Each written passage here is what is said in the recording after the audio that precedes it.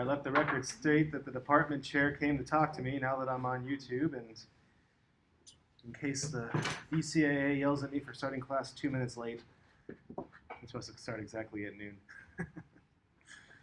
It's because of my department chair's fault.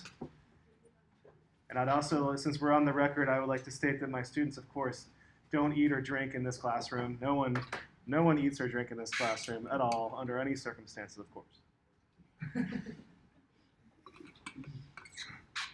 As stated on the policies on the door. Okay. Does anybody have any questions about anything before we start? So remember, test a week from today. You do not have to memorize anything. You get periodic table, any sheets, any charts, tables provided for you. So you just have to know how to do the problems. I bought a bag of chocolate for you guys because chocolate's supposed to help with test anxiety. And unfortunately, I've been eating the chocolate. Not really. Tests are boring. I gotta sit there and watch you guys and look what's on the internet and that kind of fun stuff, you know? Well, the internet's fun, but I gotta sit here. Anyways, well, how about you? Are you excited for the test? That is definitely your excited face.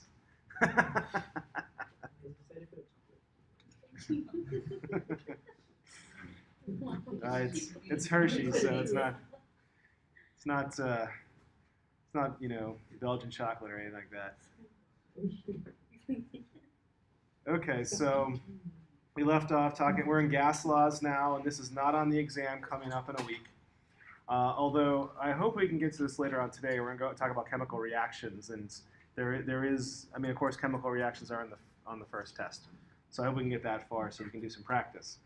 Although this is in the context of gas laws.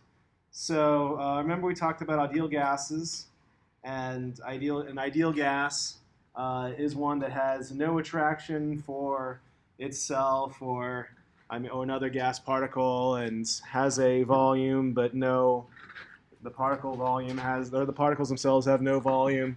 So we're going to talk about other mixtures of gases. So of any gas we have, so just like PV equals nRT, so pressure of some species N is moles of species N, RT over V, and then we have Dalton's law of partial pressures, which basically says if I have 10 psi of helium and 10 psi of hydrogen, I add them together and I get 20 psi of the mixture. It's just the pressures of the gases just add.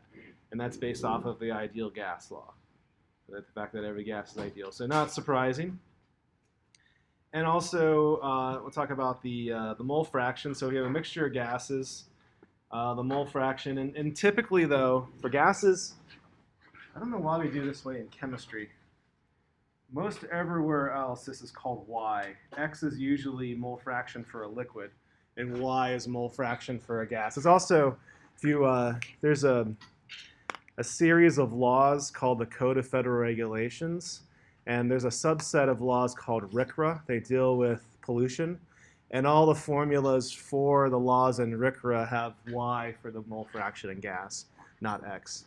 So if you ever end up doing environmental engineering work or sort of sustainability stuff, and you see a Y, it just means mole fraction in the gas phase. I don't know why it shows X. If you want, since moles and pressure are proportional, you can use pressures instead of moles. So N and P are interchangeable here. And also, if you want to figure out the pressure of some species, the pressure is just the mole fraction times the total pressure. Okay, so let's do a problem like this. So 1 liter mixture of helium, neon, and argon. Total pressure is 662 millimeters of mercury at 25 degrees Celsius, 298 Kelvin. If the partial pressure of helium is 341 and neon is 112, what's the mass of argon? So we need the mass of argon. How do we get that? We get that from the moles of argon, and we can get that from the pressure of argon. And how do we get the pressure for the argon, the ideal gas? PV equals nRT. So let's draw a picture of what's going on. Here's my vessel, it's a cube. In my vessel here, I have, it's 1 liter, 298 Kelvin, total pressure 662 millimeters of mercury, and pressure total, oh, I already have that. Pressure of helium, 341, pressure of neon is 112. So we need to know the pressure of argon. How do we get that? So the pressure of helium plus the pressure of neon plus the pressure of argon equals 662 millimeters of mercury. So then helium 341 plus 112 plus pressure of argon equals 662. So pressure of argon, it's just 662 minus 341 minus 112.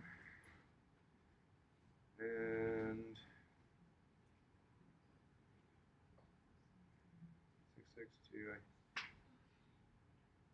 I hear some chatter. Is there something that I screw something up, or am I not clear? Nope, okay. All good. So pressure, argon 662 minus 341, 112 equals 209 millimeters of mercury.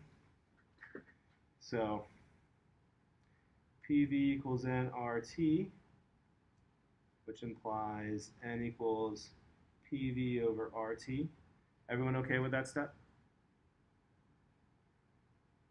Equals 209 millimeters of mercury, ATM 760 millimeters of mercury.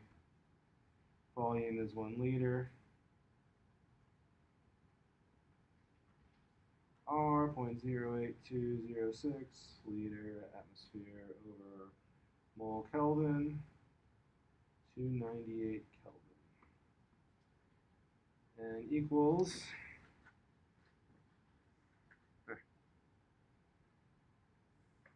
209 760.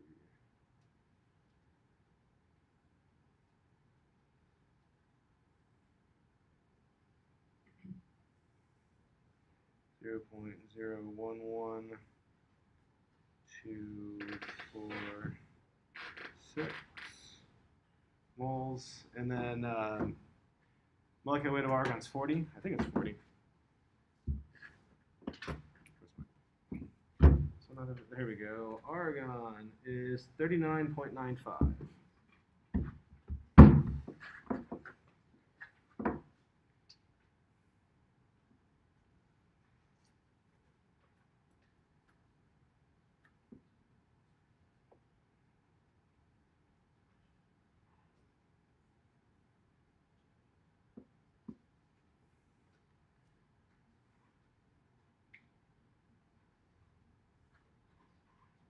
0.449 grams of argon is our answer.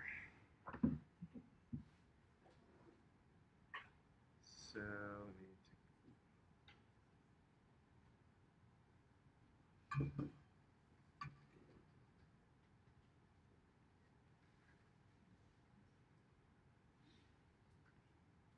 here is the calculator there. Okay. All right, then recap. We have a vessel that has a volume of a liter, temperature 208 Kelvin, pressure of 662 millimeters of mercury. We have 341 millimeters of mercury of helium, 112 millimeters of mercury of neon. The rest of the gas in there is argon. What is the mass of argon? So we can figure out the moles of argon by looking at the pressure of argon, and we get the pressure of of argon by the Dalton's law of gases. And then after we get that, like I said, we can go backwards, get the moles of argon, multiply by 39.95 grams per mole, get the mass. So we've done that. Figure out the pressure of argon being 209 millimeters of mercury. The moles of argon from the ideal gas law is 0.011 moles, and then times 40 grams per mole gives us 0.449 grams of argon. So, questions on how to do that? Okay, so let's talk about air. Where do we find argon? We actually find it in air. And air, and this is dry air. Air, depending on where you're at, tends to be about 1% water, thereabouts. Of course, here it might be a little bit more. Actually, well, it's not too humid here. Somewhere like Ohio in the summertime, man, it gets humid there. Or the southern United States, if you've been there, like Mississippi, Florida, get really, really hot down there, or really, really humid. And of course, like Las Vegas in the desert, much less air, much less water in the air. The vast majority of air is nitrogen gas. Nitrogen gas is relatively inert. It doesn't mean that it's completely inert, it's relatively inert. But if you hit it with a lightning bolt, it'll break apart. So that's one of the ways where you can get nitrogen fertilizer naturally is by lightning. Oxygen is about 21%. And the Earth is the only planet that we know of that has a significant amount of oxygen in its atmosphere. So if you look at Mercury, Mercury has 35% oxygen in its atmosphere, but Mercury just doesn't have that much of an atmosphere. It's just the sun is baking the planet, it's shooting oxygen off of its rocks. It's so hot there from the sun. But the Earth has quite a bit of oxygen, and it's from plant life, it's from algae. Some astronomers believe that in the next 10 years or so we'll find exoplanets with oxygen in it. If we do that, then we'll verify that life exists outside of Earth. So as far as we know right now, we have not discovered any life outside of the planet Earth. But that's one of the things we're looking for is oxygen. And then a little bit of argon, about 1% of argon. And argon can be tricky. So recycling things is not an old habit. So it's not a new thing. Everyone likes to recycle things because it saves money. So if you have a chemical reaction that has air as a product in it, and you mix air with other reactants, what do they do with the stuff that doesn't react? They put it right back in the reactor.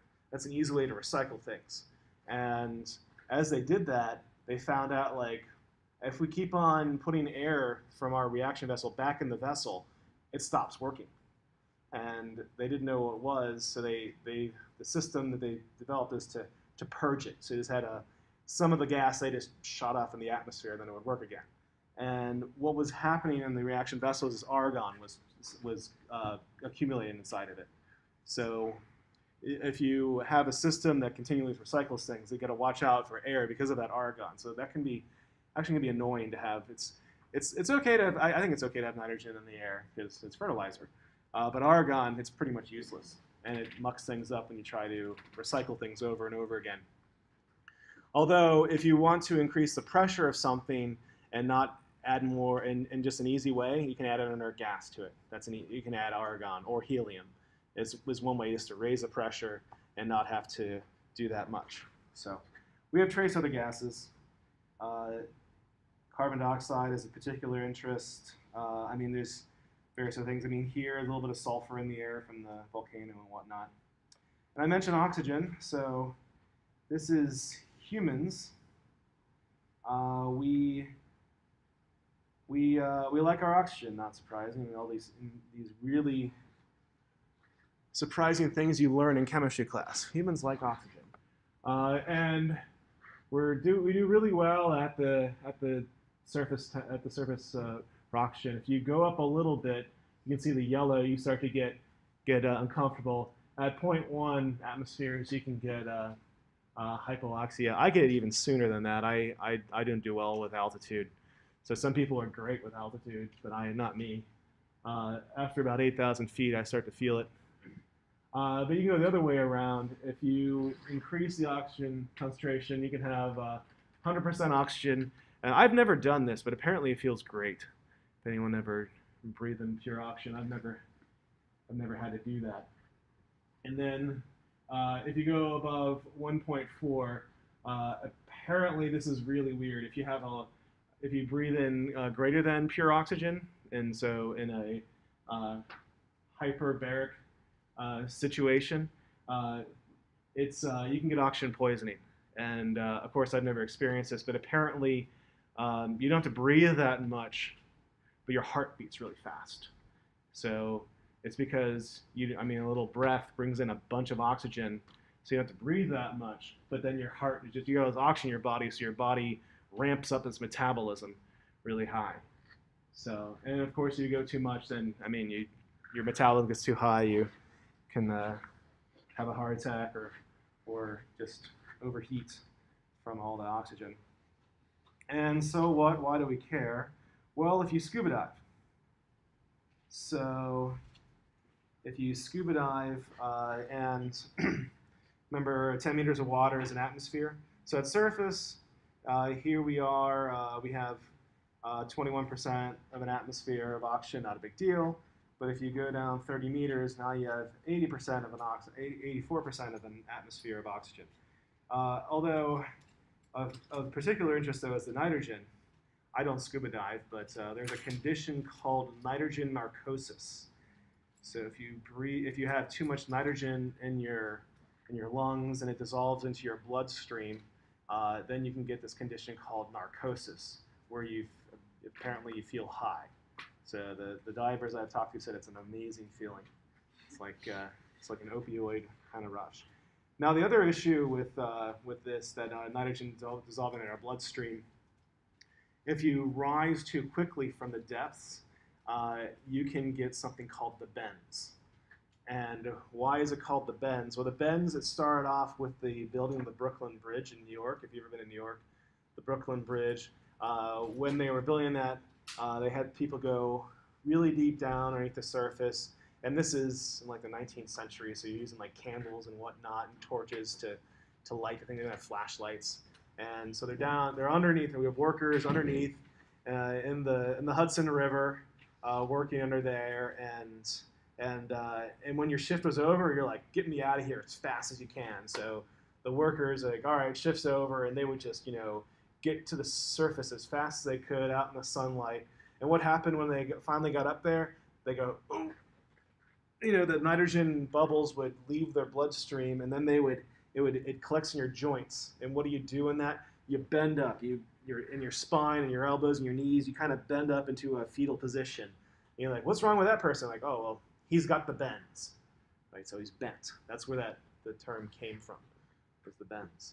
And they figured out through trial and error, like, well, if we let people leave underneath the Brooklyn Bridge there more slowly, they don't get the bends. And it's really nasty. I've never had it, but it can paralyze you, among other things. You can die from it, and it's not a very comfortable feeling. So how do you get around the bends? If you go down really deep, you can use a mixture of gas called heliox. It's a mixture of helium and oxygen. And it's also not 20% oxygen. It's something like 10 or 15% oxygen and the rest helium. And the idea is the same thing here with the mixture in the lungs, because if you go down too deep, and you can get this issue here where you have too much oxygen in your blood with the concentration there. But sometimes divers will have different tanks with different concentrations. So if you go even deeper, maybe you only need like 5% oxygen or 2% oxygen, the rest helium.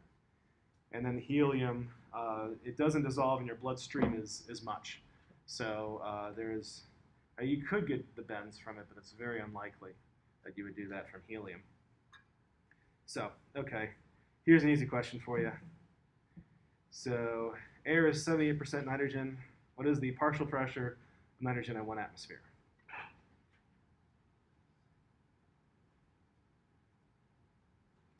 How many think it's A, 0.78? How many think B, 0.22? I'm going to see 0.39. How many think you can't tell? So remember Dalton's law, the partial pressure. So it's the pressure of n is the, I'll use the book, x of n total pressure. So what is 78% in fractions?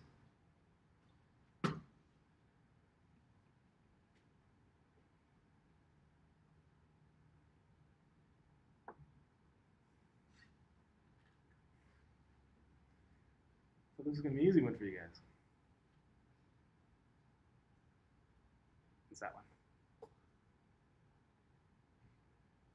So is Wednesday that rough for you guys? Maybe we should start having the tests on Monday instead. So much more lively then. I'm joking. You guys prefer tests on Wednesday, right? Okay. All right. So we're at 5. Okay. But anybody have any questions before we keep on going? All right. So now we're going to talk about vapor pressure. You've probably heard the term vapor pressure before. Has anyone not heard of vapor pressure? Okay, so we have a few people that haven't heard about it. So the idea of vapor pressure. Actually, let me turn this light.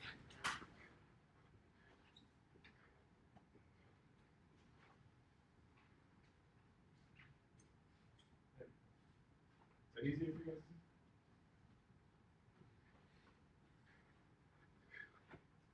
So this picture shows a big flat beaker of water with a beaker of water here, turned upside down. And then we have this chemical reaction going on. Hydrogen gas is being produced that's bubbling up into this vessel. And the idea of vapor pressure is it's the pressure that the gas exerts on the surface, the liquid, the molecules of liquid exists, put on the surface of the liquid. It's not really a vapor, it's not really a pressure. It has to do with the fraction of gas particles that have the energy to escape into the air. So pretty soon we're going to talk about kinetic molecular theory and talk about temperature. Temperature is a distribution. So it's not that it's an average kinetic energy. It's not everything has the same kinetic energy. There's a range of things, and some particles have more energy than other particles. And at a certain temperature, the faster moving particles can leave the solution, the liquid phase, and go into the vapor phase. So, but above here, in this vessel, in this part here, this closed container, there's water molecules. You can see the red here, and the rest hydrogen. Not surprising, because if you have something smelly and you smell the liquid, you can smell it, right? Like acetone, nail polish remover, right? You can take nail polish or even nail paint. I have 3 sisters. I hated when they painted their nails, especially in the car. Ugh. But if you open up nail polish, it's a liquid, you can smell it. You're like, why am I smelling this? It's because some of the solvent particles are escaping into the air. And you probably also know this if you leave alcohol or something like that on it open and you sit it out, it'll evaporate. It'll just float away. Same thing with water. Actually, water evaporates too. Why does it evaporate if it's under 100 degrees Celsius? Because of the vapor pressure. The gas particles slowly will shoot off. And in a sealed container, though, you form what's called a dynamic equilibrium, and which means that as water is leaving the solution, also water is being absorbed back into the solution. So I'll show you some more pictures about that later. But what we say with the vapor pressure, we call it the pressure that the liquid exerts on the surface of the liquid. The other thing is when the ambient pressure equals the vapor pressure, the liquid will boil. Okay, so the vapor pressure for water at 100 degrees Celsius is 1 atmosphere, 760 millimeters of mercury. And if you go up in the atmosphere, up in altitude, the boiling point for water goes down. And if you've ever looked at cookbooks, sometimes, now I just get all my recipes on the internet, but back in the old days when you had cookbooks, it said things like, oh, if you are in a mile of altitude, simmer for an additional 20 minutes. Why would they say that? Well, the safe temperature to kill most bacteria is 165 degrees Fahrenheit, whatever that is in Celsius, I don't know. But 165 degrees Fahrenheit, that will kill most of the pathogenic bacteria that we know of. There are some that can survive hotter, like the thermophilic bacteria that's in volcanic waters. Those can survive past 165 Fahrenheit. But most of the stuff you find in the food that could damage us humans dies at 165. So also when you simmer something, like when you have soup or something like that, you simmer it, or beef stew, inside the liquid, the temperature doesn't change. So at the walls of the container, that can be as hot as it wants. But inside the liquid, as water is boiling, it cannot get hotter than 100 degrees Celsius at 1 atmosphere of pressure. So if water will boil at a lower temperature, then you have to cook longer to get to that safe temperature to eat. Then you can look at the other way around. If you have a pressure cooker, how does a pressure cooker work? It pressurizes the water, and when it pressurizes the water, the boiling point goes up, so it doesn't need as much time. So you can cook things faster using a pressure cooker. Okay, so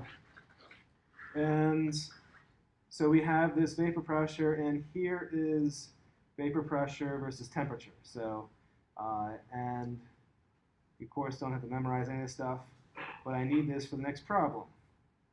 So, in order to determine the rate of photosynthesis, oxygen emitted by an aquatic plant is collected over water at a temperature at 293 Kelvin and a pressure of 755.2 millimeters of mercury.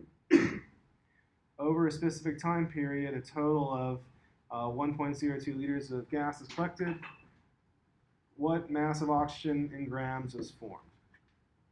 And for 293 Kelvin, that is 20 degrees.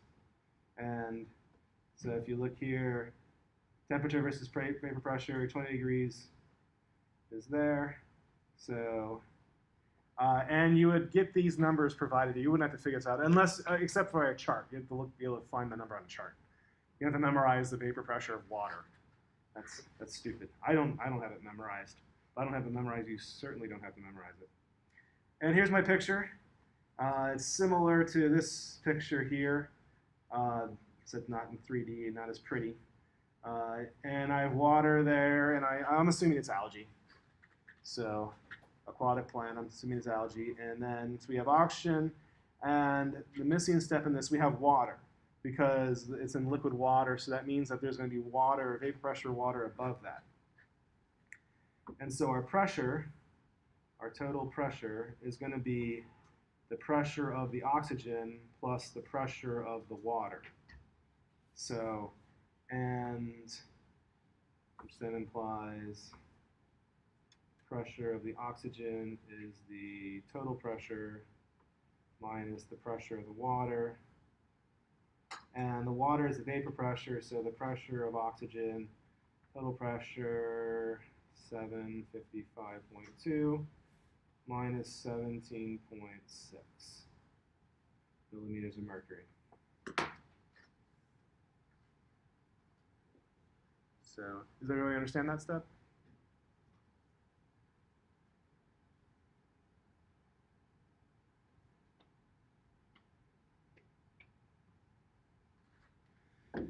Getting 737.6 millimeters of mercury.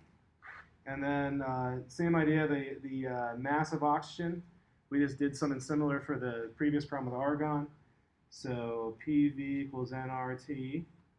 So that means N is PV over RT, which is then 737.6 millimeters of mercury. Atmosphere is 760 millimeters of mercury. Volume 1.02 liters. All over R, 0.08206 liter atmosphere mole Kelvin. Temperature 293 Kelvin. So our NO2 equals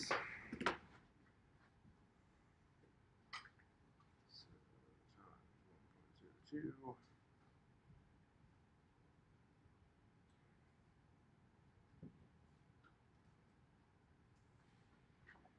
That's a lot of oxygen. I guess it is a liter. Wait, is that right?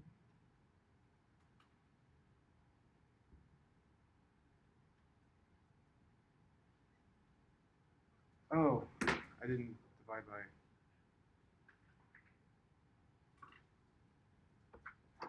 Okay. I forgot to divide by 760, so I got a huge number. I was like, wait a second.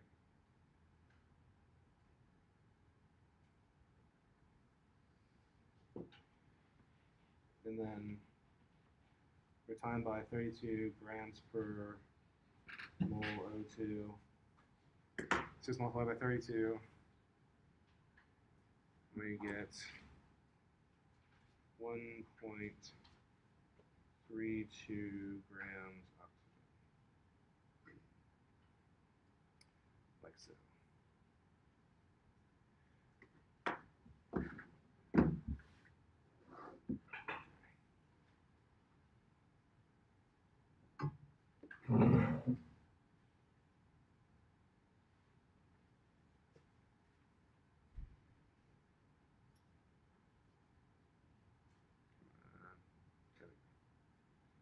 Okay.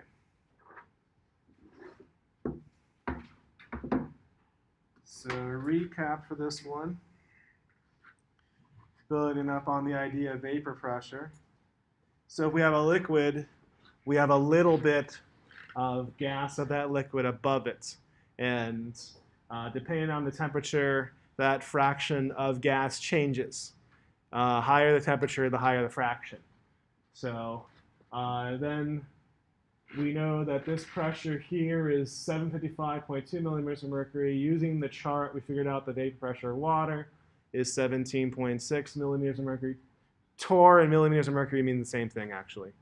So then we could get the pressure of oxygen. From the pressure of oxygen, we get the moles of oxygen. Then by the molecular weight, we get 1.32 grams of oxygen. So, questions on this, how this works?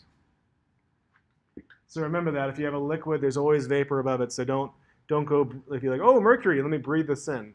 You're being breathing in mercury vapor, which causes brain damage. So you ever heard the term mad as a hatter before? Mad doesn't mean like angry, like it means crazy. That's like the British slang for crazy. And hatters used to use, well, they would form, and their chemical reactions would form mercury. And they would end up breathing the stuff in. So people that worked as hatters ended up getting having brain damage over time. So be careful with all that. Okay, so I already have that figured out for you. All right. So methanol can be synthesized by the following gas reaction. Okay, so we're gonna, good, we didn't linger too much on this stuff. We will get some time to do some sort of emporium sort of chemical reaction stuff, so good for you guys, you get lots of practice today. But let me do this problem real fast. And now we're gonna combine the concepts in chapter 4 and before with chapter 5. And one of the things that people hate about chemistry, you can't forget anything. So from now until you stop taking chemistry classes, you're going to have to do molecular mass calculations, right? You're going to expected to know how to figure out the molecular weight of things, and also stoichiometry, all this stuff. So you can't forget anything. You can't do a brain dump between the next test and the following test. Everything is related to each other. So we're going to relate the previous topic to this one. And methanol can be synthesized by using carbon monoxide and hydrogen to form methanol. So we actually do make methanol this way. You can make methanol another way. Methanol is also referred to as wood alcohol. You ever heard of, and ethyl alcohol is called grain alcohol. So you can obviously get methanol from wood. And the way that you do that is a process called pyrolysis.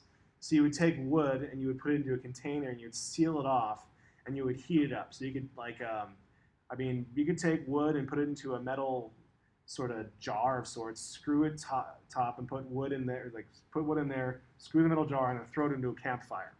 And then after a bit, unscrew the top, and you would have this kind of black tar stuff and a liquid, and you could pour the liquid out. And that process, like I said, is called pyrolysis. Now, it generates a mixture of things. One of the things that was in the wood, in that mixture, was wood alcohol, methanol. That's also how we make liquid smoke. Like you ever go to the grocery store and buy liquid smoke? That's how they make it. They take wood, they do pyrolysis of wood, and then they take the liquid that comes off. It's a mixture of things. They refine it, and one of the products is liquid smoke. So if you wondered how they made liquid smoke. Also, we've looked at using this to make fuels. So you can use the stuff that comes off of the wood, the pyrolysis is flammable. So it's one of the ways you can make a quick fuel real fast. In the US military, they have machines that can do that, so they want to make their fuel on the fly. The other thing with methanol, so I told you we make methanol this way. Carbon monoxide to hydrogen, the 1 to 2 molar ratio. This has been called in the past, it's been called synthesis gas or syngas or also town gas. So back 100 years ago, I mean, we don't have too much here, but back on the mainland, if you've ever lived on the mainland, you have gas. So you can get natural gas piped into your home. You can run your heater and your stove off of it if you want. So now it's methane. It used to be this stuff, carbon monoxide and hydrogen. And this is obviously a problem because lots of people died from carbon monoxide poisoning. So if the gas line leaks, it's an odorless gas, and people were dying. So they were like, all right, well, let's pick something else. So they picked natural gas instead of this stuff. The other thing with that, called it synthesis gas, you can make a lot of hydrocarbons off of this. So so back to World War II, Hitler had an issue because he didn't have any oil. He had lots of coal. Germany had lots of coal and lots of natural gas. But Germany was also the most technologically advanced country at the time. They used their chemistry know-how. They could use carbon monoxide and hydrogen, and in combination with a catalyst of iron or chromium, you could make fuel from that. So you throw that over iron or chromium, and you get a mixture of products, mostly methane, but if you let it react long enough, you get liquids, and you also get a waxy substance that you can crack it, which means you have a long hydrocarbon. You can crack it, you can break it, and form basically jet fuel and diesel. And these synthetic fuels, Germany loved them. So they ran their tanks off of it. So the Tiger tanks, they ran off of synthetic fuel. The miners in Germany loved it because it didn't smoke. So like if you look at jet fuel from petroleum, it's really smoky. Jet fuel from synthetic fuels is not so smoky. And it burns cleaner. So now and today, the Royal Air Force, they say they use this stuff. Anyway, so Germany had alternative fuels. Another historical fact, South Africa, they had a condition in the 1970s called apartheid, where they had a segregation between whites and blacks. And sorry, I'm a little dizzy. Whew. I think I'm talking too much. Sorry. All right, anyways. So, but in South Africa, they had an embargo against South Africa because of the apartheid. And so what South Africa did says, well, you know, Germany made their own fuels. You put an oil embargo on us, we don't care. We'll make our own. And so South Africa still does. There's a company called Sasol that makes all their fuels. So South Africa is energy independent. And we've had the technology since the 1940s. So We could go. We could break our petroleum needs if we want to. We don't have to run our industry off of petroleum. We could run it off of any biomass. Well, we don't have enough biomass to do it, but coal and natural gas. We could run our industry off of that if we want to, even if we run out of oil. We're not going to run out of oil for a very long time, but we could switch over. But we just don't have the infrastructure for it yet. And the fuels are also cleaner. So anyways, let's go back to this problem. So synthesis gas to make methanol. What volume in liters of hydrogen gas at 355 Kelvin and a pressure of 738 millimeters of mercury do we need to synthesize 35.7 grams of methanol? So first of all, we're not going to be dealing with 355 Kelvin. It'll be like 1,000 Kelvin in industry. And we wouldn't have a pressure of 737, that's about an atmosphere. We'd have like 100 atmospheres. So this is probably a classroom demonstration reaction. But okay, let's go ahead and do this. So we need volume. So we want volume. Where do we get that? We get that from moles of methanol, and we get the moles of methanol from the grams of methanol. So we can, since we're given the grams of methanol, we can figure out the moles of methanol. When we get the moles of methanol, we can use the ideal gas law to get the volume at those conditions. Make sense? Okay. All right, so the initial analysis, 35.7 grams methanol. I'll just go ahead and CH3OH. So what is that? That's 12 plus 4 times 1 plus 16. That's 32. 32 grams C. Oh wait, get that. CH3OH, mole methanol. Methanol is sometimes written as MEOH. So one of the chemistry shorthands. If you see me put in capital Me, it's not despicable me, it's methanol. Okay. So 35.7 divided by 32. And this is equal to 1.116 moles.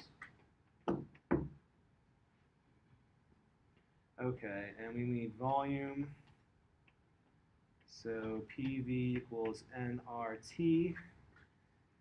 That means volume is nRT over P, like so. So we have 1.1112 moles methanol are 0.08206 liter atmosphere mole Kelvin. Temperature 355 Kelvin. All over pressure 738 millimeters of mercury times atmosphere over 760 millimeters of mercury. You know the units right. Don't worry, your turn will come up soon. So then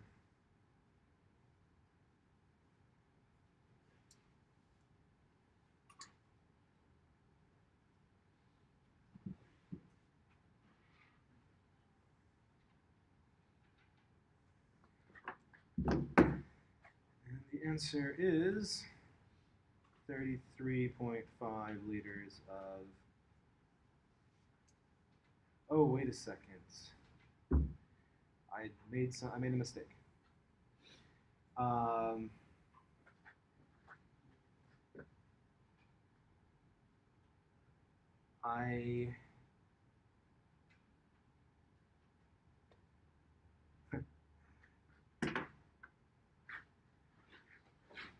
I just realized I made a mistake. The mistake I made is I put it in moles of methanol, and I did the volume of methanol. I need the volume of hydrogen. But there's a 2 to 1 molar ratio. So it's multiplied by 2. This would be liters of methanol,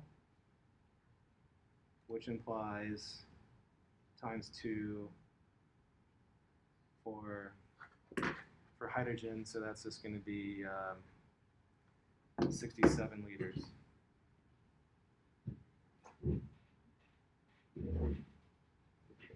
Yeah. 67 liters of hydrogen at that. The difference is, and then times 2 moles hydrogen to mole methanol. So this will be 1.1 or 2.232.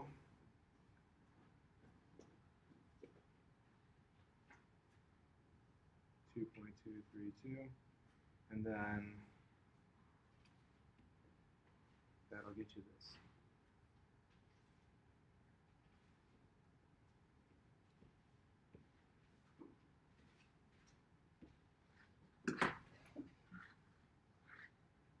Sorry about that. Missed step there.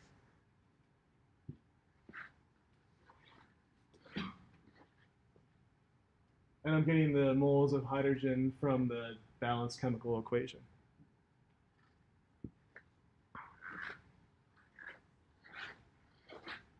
All right.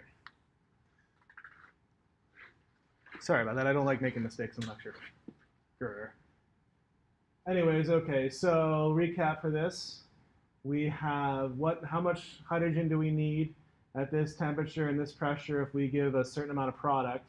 So we can get the moles of product, and then from the fact that we have a 2 to 1 molar ratio, we need twice as many moles of hydrogen for that.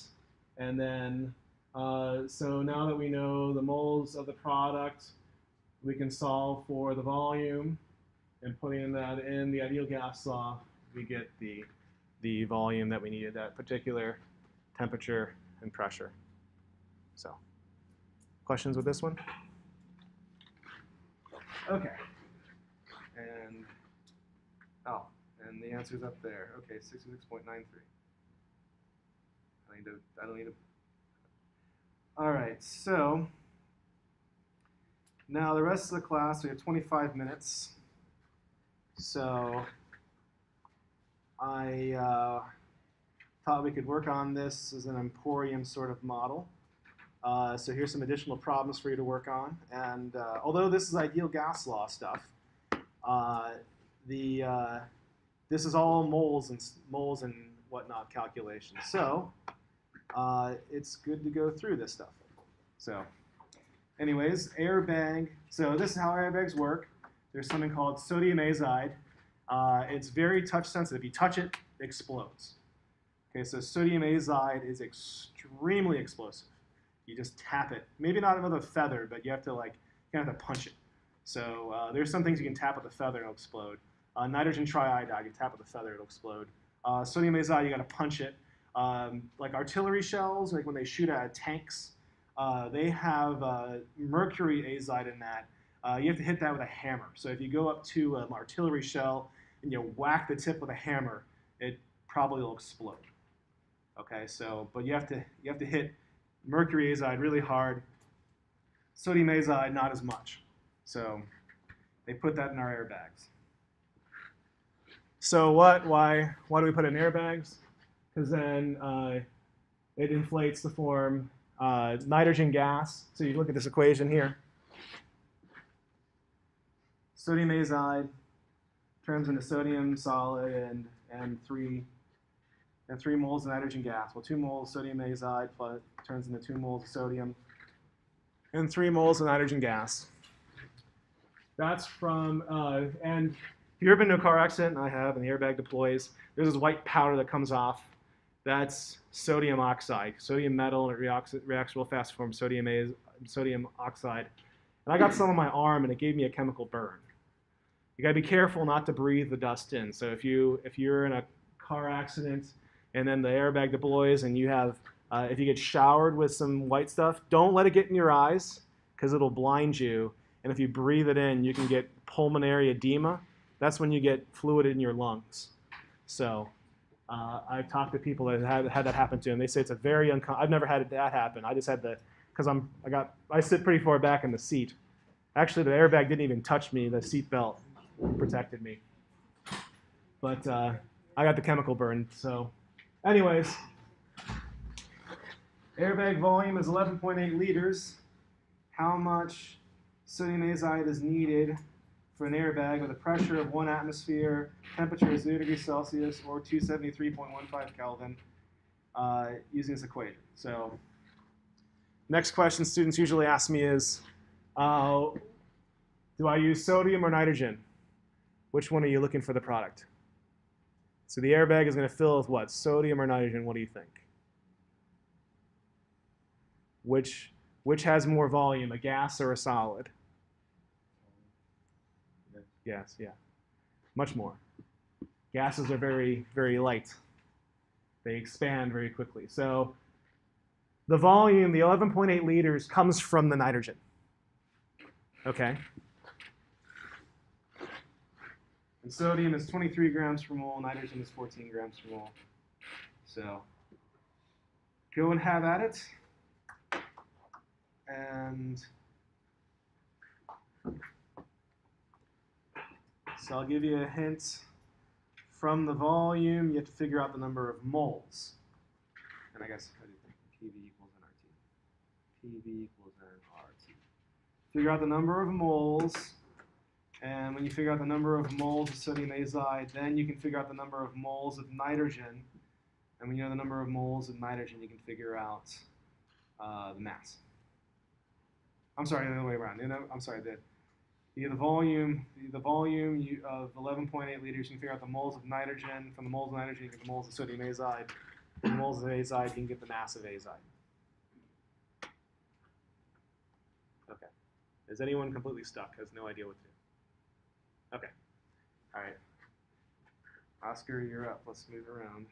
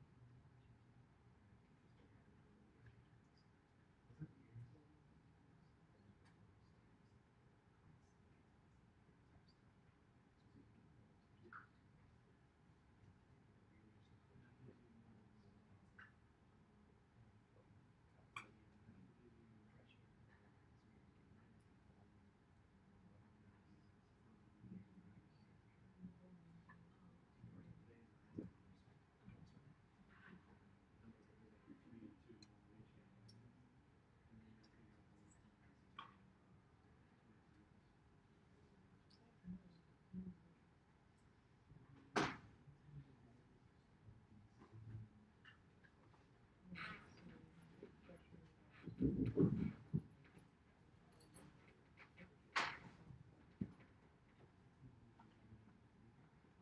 you're solving the PM, that's where it's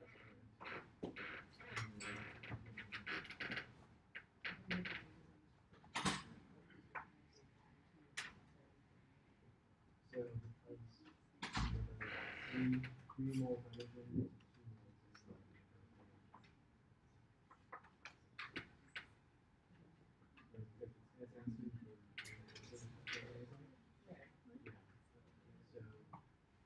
so you say how much these how much of these I need just break it out that to 11.8.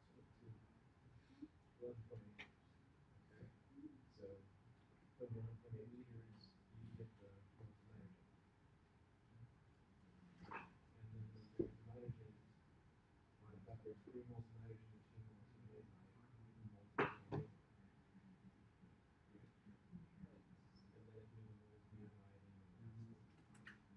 you do the moles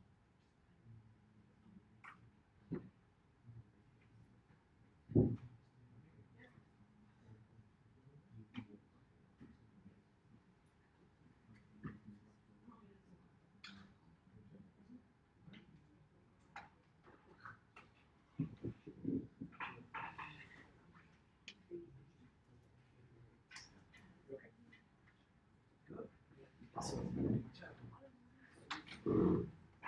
ammonite and so air bag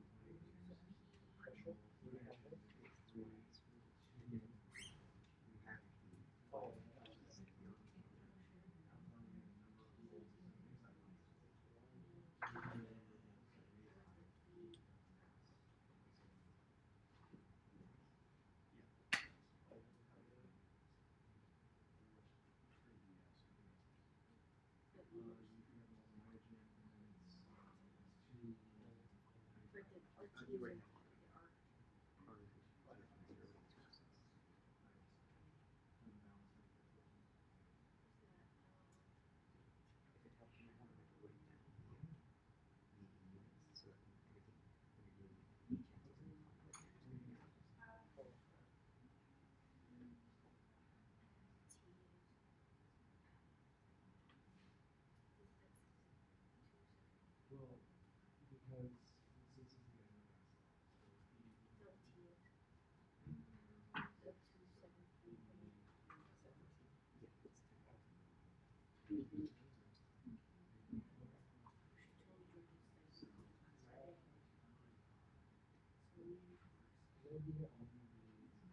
because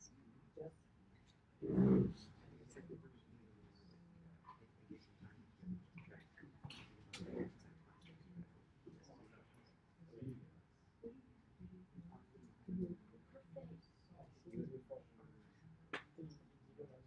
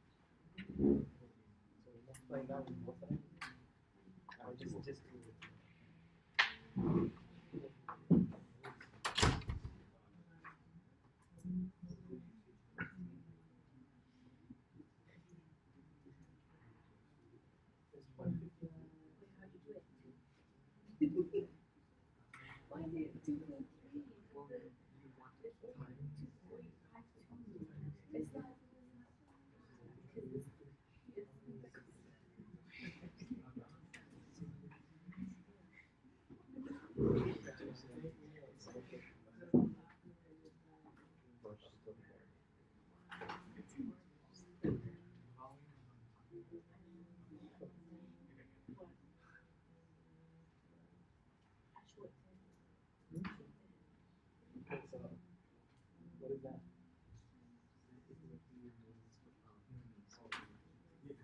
Yeah. That is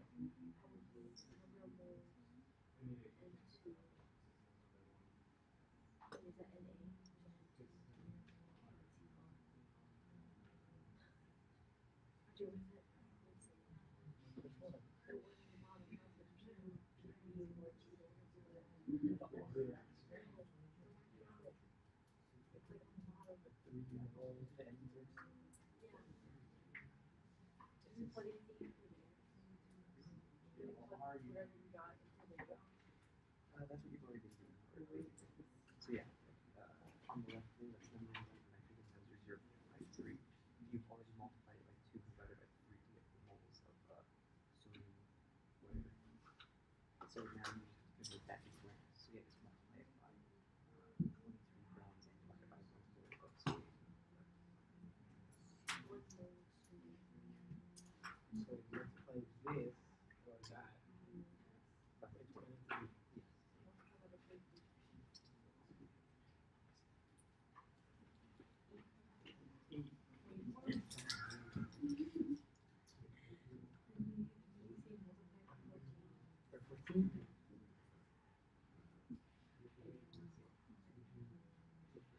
on, sorry, no, no, sorry. Okay. Sorry, I can't see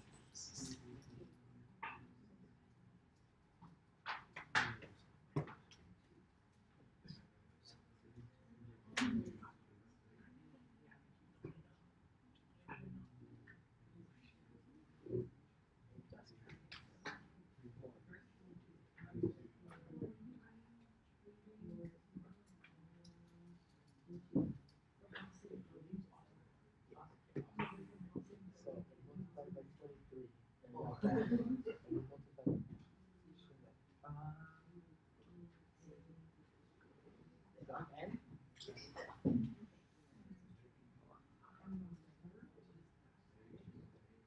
Yeah.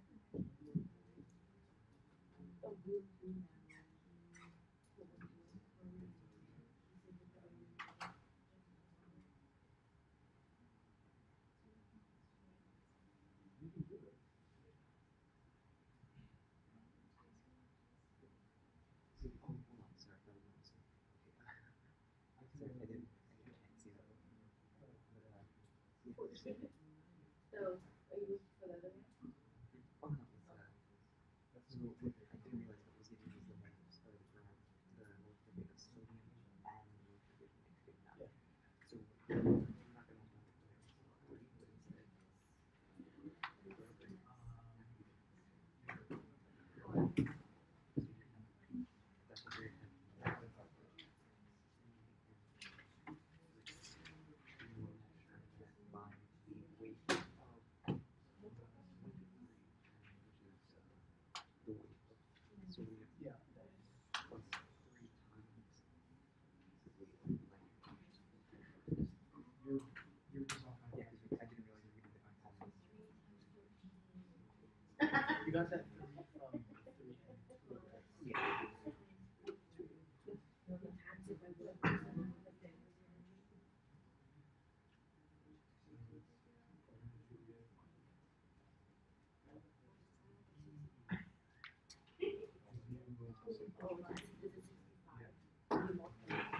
Well,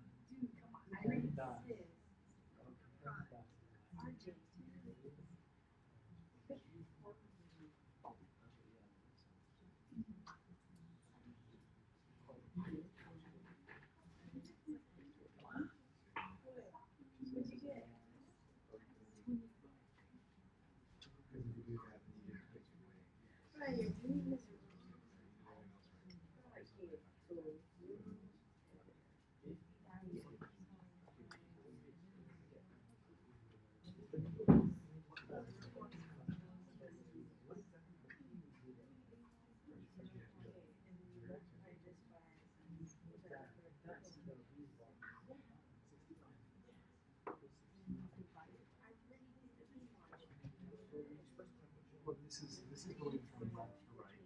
This see the parentheses and that is the same thing. This is the same exact calculator wise. If you take 1.8 and that number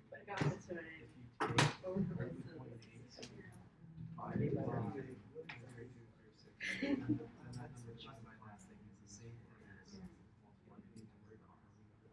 multiplying Okay.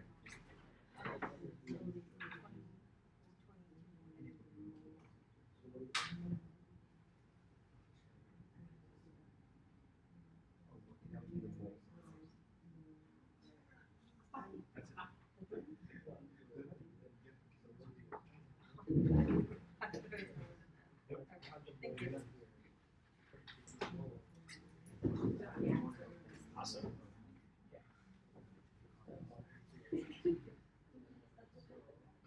Sorry to give you guys so much love. I was on the other side. Love means my time. You guys following? Here you go.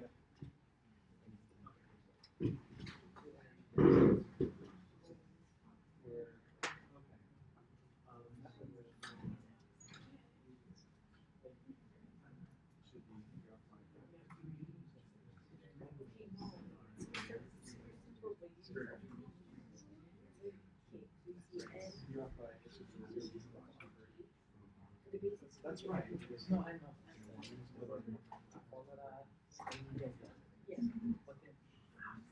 Right there. Can you see the plate? Can you see the plug? You plug it on the bottom. You plug that into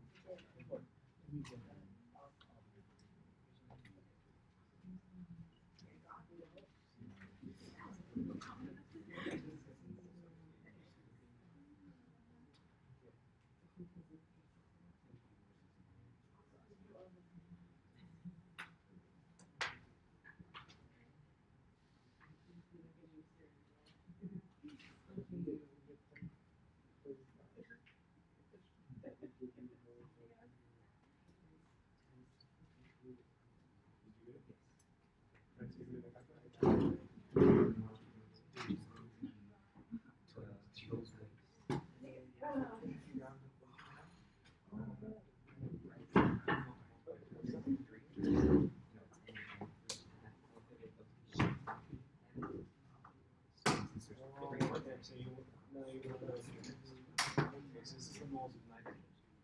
So you want to know how much certain things are, right? And you figured out how much of this stuff. How many moles you need. So there is a 2 to 3 ratio where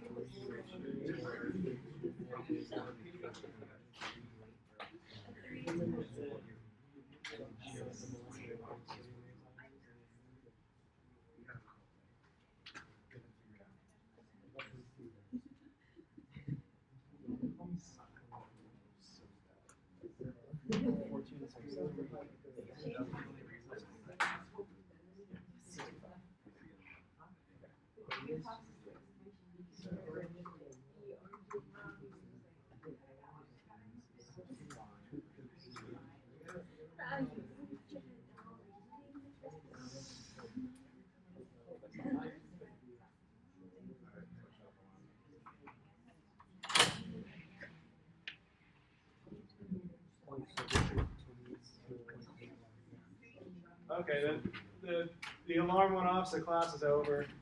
Answer's B.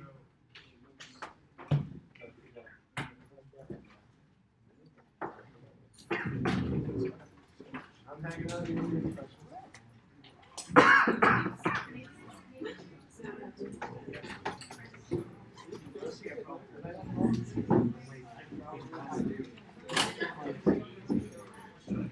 Yeah. No, I see. Oh, is that that's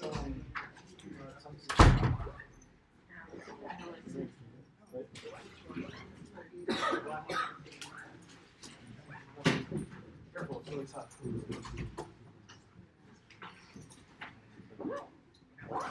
You see my email for the form? Oh, I sent. Did you guys get my email I sent? If you want to start a study group, I put a forum up for that. If you want, that's optional.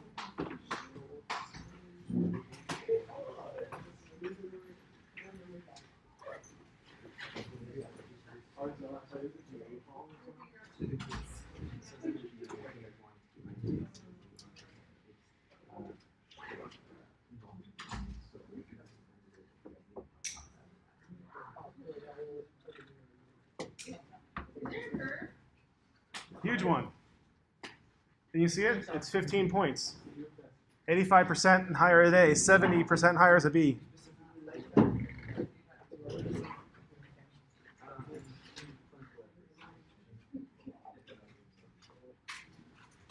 It's a pretty curvy curve.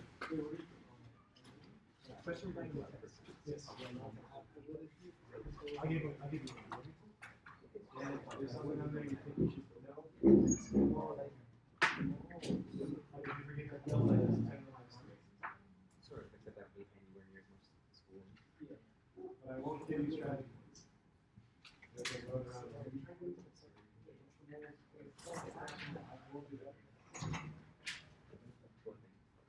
If you forget that any is sodium, I'll tell you that any is sodium. Does that make sense?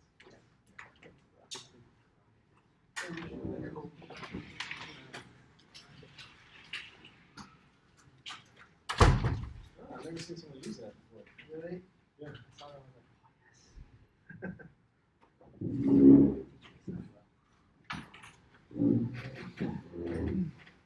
Oh, I didn't. Huh?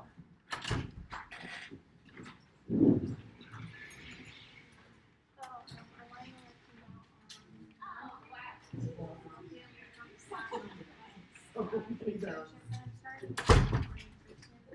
cool. Did you want to go to lab on Wednesday or anytime? I think it's 1:30. Yeah, 1:30. Yeah. If you want to make it a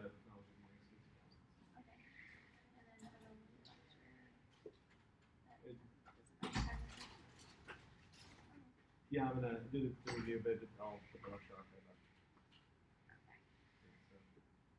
Just watch me talk for an hour and 15 minutes. Have you seen it on Lalima? Okay.